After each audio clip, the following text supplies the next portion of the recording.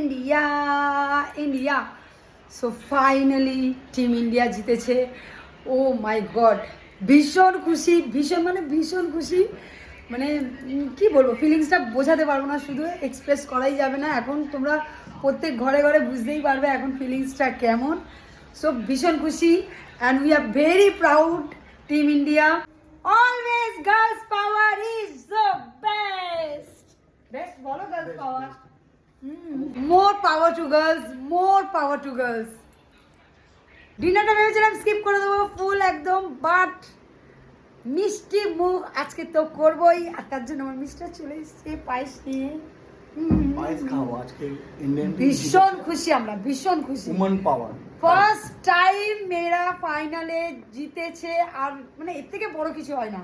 ভীষণ খুশি।